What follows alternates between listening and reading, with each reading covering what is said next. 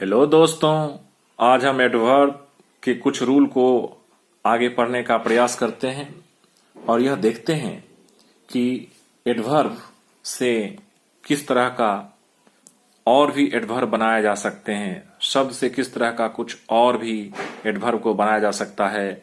यहाँ हम आज पेज नंबर 17 को आज पढ़ेंगे और इसमें हम ये समझने का प्रयास करते हैं कि रूल है कि द, ही तथा हु प्रोनाउन से भी एडवर्ब बनाया जाता है। यहाँ द का अर्थ दैट होता है। यह हमें समझना है कि द का अर्थ यहाँ दैट होता है। ठीक है, अब हम प्रोनाउन देखते हैं। प्रोनाउन द से बना place, adverb of place there, adverb motion to में टीधर और मोशन फ्रॉम में thence, time, adverb of time में देन और मैनर में दस। जबकि ही से बनता है हेयर, प्लेस है, hither motion to, motion from में हेंस, जबकि टाइम और मैनर में नहीं होता है। हाँ, हु से वेयर बनता है, एडवर्ब ऑफ प्लेस, वीदर और वेंस, मोशन टू और मोशन फ्रॉम है, और एडवर्ब ऑफ टाइम में वेन और एडवर्ब ऑफ मैनर में हाउ। जी हाँ दोस्तों, अगला रूल हम ये देखते हैं कि here, there, where, hither, thence, hence, ये सारे एडवर्ब के साथ प्रीपोजिशन तथा अन एडवर्ब को जोड़कर भी एडवर्ब बनाया जाता है। जी हाँ, बहुत ही महत्वपूर्ण क्या है कि here, there, where, hither, thence, hence, ये सारे एडवर्ब तो हैं। अगर इसमें हम प्रीपोजिशन जोड़ देते हैं तो भी एडवर्ब बनाया जाता है। और हम सबसे पहले अभी हेयर को देखते हैं। हेयर एडवर्ब है ही, लेकिन इसके साथ में अगर आफ्टर प्रीपोजिशन या एडवर्ब अगर हम लगा देते हैं तो हेयर आफ्टर हो जाता है, जिसका मतलब होता है अब से। जबकि हेयर इन, हेयर में अगर इन प्रीपोजिशन लगा दिया तो हेयर इन मतलब इसमें। हेयर टू का मतलब होता है यहां तक। हेयर फोर का मतलब होता है यहां से आगे। हेयर ऑफ का मतलब होता है इसका।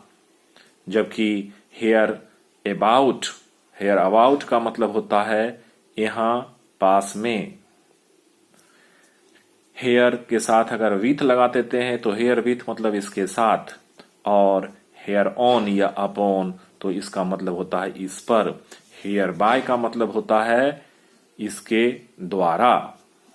ठीक है, आगे हेयर एट होता है, हेयर एट का मतलब होता है यहां पर। अब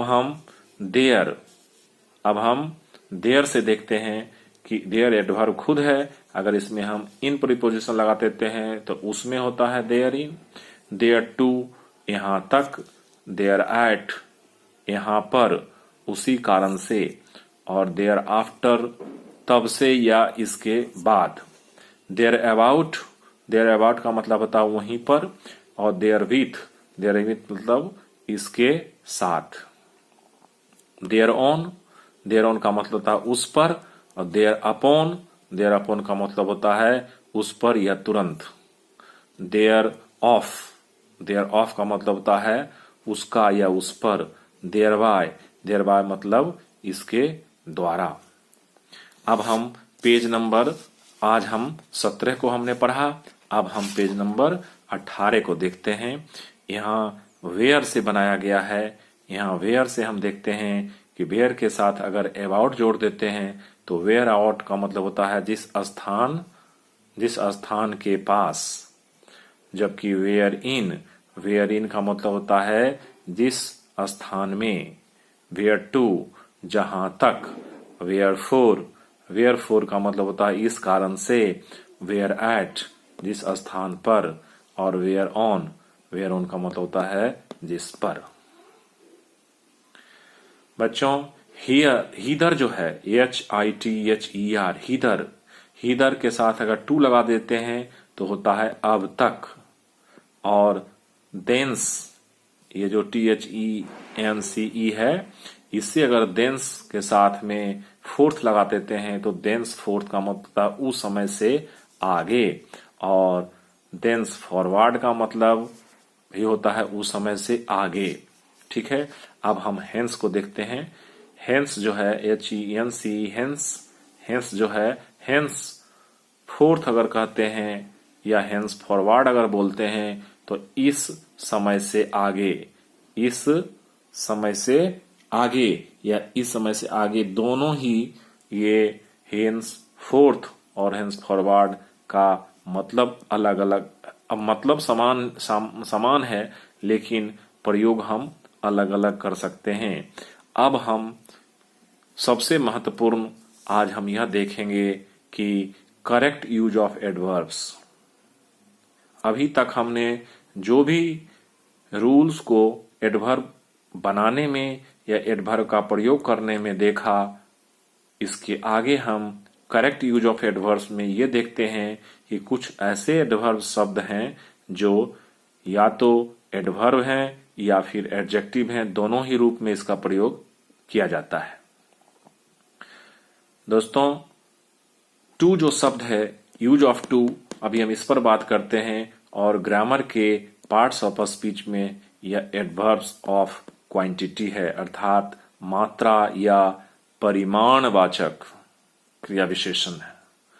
टू का प्रयोग आवश्यकता से अधिक, मोर देन रिक्वायर्ड के अर्थ में बैड क्वालिटीज को एक्सप्रेस करने वाले एडजेक्टिव्स के पहले लगता है। यहाँ ध्यान रखने की बात है कि टू जो है ये मात्रा या परिमाणवाचक क्रिया विशेषण है, और टू का मतलब होता आवश्यकता से अधिक, मोर देन, रिक्वायर्ड, और ये बैड क्वालिटीज को एक्सप्रेस करने वाले एडजेक्टिव्स के पहले लगा जाता है, ये ध्यान रखना है। अब हम कुछ एग्जाम्पल से इसे समझने का प्रयास करते हैं। कि कहता है कि शी वॉज टू अगली। यहाँ देखिए, अगली जो है एडजेक्टिव है और एडजेक्टिव के पहले टू का प्रयोग किया जाता है, और यह जो है नेगेटिव अर्थ में, अर्थात ये बैड क्वालिटीज को डिनोट करता है, बैड क्वालिटीज को ये बताता है। शी वॉज टू अगली, अर्थात वह जो है बहुत ही ज्यादा कुरूप है, सीमा से अधिक, आवश्यकता से अधिक कुरूप है। अगली मतलब कुरूप। That film was too horrible, यहाँ भी देखिए बैड क्वालिटीज को बताता है सेंटेंस कि फिल्म जो है, दैट फिल्म, वह फिल्म जो था वो क्या था, आवश्यकता से अधिक डरावना था। यहाँ देखिए हॉरिबल एडजेक्टिव है, और टू जो है एडवर्ब ऑफ क्वांटिटी है। ही इज टू डल, यहाँ भी देखिए डल जो है बैड क्वालिटीज को बताता है। ही इज टू डल में डल एडजेक्टिव है और टू एडवर्ब ऑफ क्वांटिटी है। बच्चों, ही वॉज टू हेल्दी जब हम कहते हैं, यह बैड क्वालिटीज को शो नहीं करता, बैड क्वालिटीज को यह डिनोट नहीं करता। यहाँ यह गलत सेंटेंस है, क्योंकि यहाँ टू एडजेक्टिव के पहले तो लगता है, लेकिन रूल कहता है कि ये नेगेटिव या बैड क्वालिटीज को एक्सप्रेस करने के लिए TOO too adverb of quantity का इस्तेमाल करते हैं, प्रयोग करते हैं। इसलिए ही वॉज टू हेल्दी ये गलत हो जाएगा। इसके जगह पे करेक्ट सेंटेंस होगा ही वॉज वेरी हेल्दी।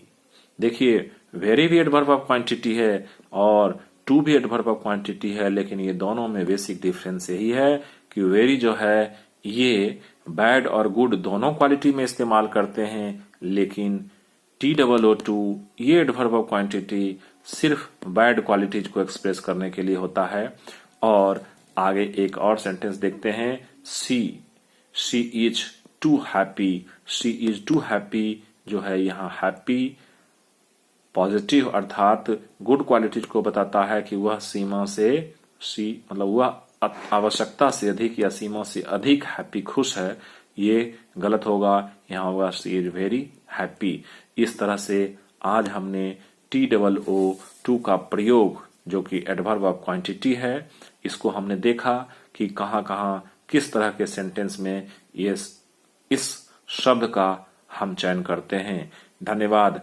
आज हम 17 और 18 नंबर पेज को पढ़ा, कल हम 19 और 20 नंबर पेज को एडवर्ब में पढ़ेंगे।